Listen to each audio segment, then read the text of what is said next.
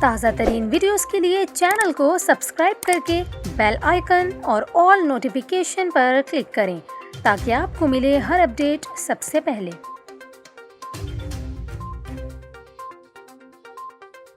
اور ابھی آپ کو خبر دیں، سندھ حکومت نے کورونا کی صورتحال میں بہتری کے باعث کئی پابندیوں میں نرمی کر دی۔ محکمہ داخلہ سندھ نے کورونا کے باعث عائد پابندیوں کے حوالے سے نیا نوٹیفیکیشن جاری کیا ہے، جس کا اطلاق 30 ستمبر تک ہوگا، جس کے مطابق کراچی سمیت سندھ بھر میں کاروباری اور تجارتی مراکز رات 10 بجے تک کھلے رہیں گے۔ گھروں سے کام کرنے کی شرط بھی ختم کر دی گئی ہے اور اب دفاتر میں 100% عملہ کام کر سکے گا، جبکہ ہفتے میں صرف ایک دن سیف ڈے ہوگا۔ کراچی میں اتوار، جبکہ سندھ کے دیگر علاقوں میں جمعہ سیف ڈے کے طور پر بند ہوگا۔ نوٹیفیکیشن کے مطابق صوبے بھر میں انڈور ڈائننگ رات 12 بجے تک کھلی رہے گی، تاہم انڈور ڈائننگ کے لیے ویکسینیشن کارڈ ساتھ رکھنا لازمی ہوگا اور ریسٹورنٹس میں 50% افراد کو بیٹھانے کی اجازت ہوگی۔ سینما اور انڈور گیمز پر پابندی ہوگی، لیکن جم کورونا SOPs کے تحت کھولے جا سکیں گے اور مزارات مقامی انتظامیہ اور محکمہ اوقاف کی اجازت سے کھولے جا سکتے ہیں۔ آپ کو بتائیں، سندھ حکومت نے شادی بیاہ کی انڈور تقریبات کی اجازت دیتے ہوئے کہا کہ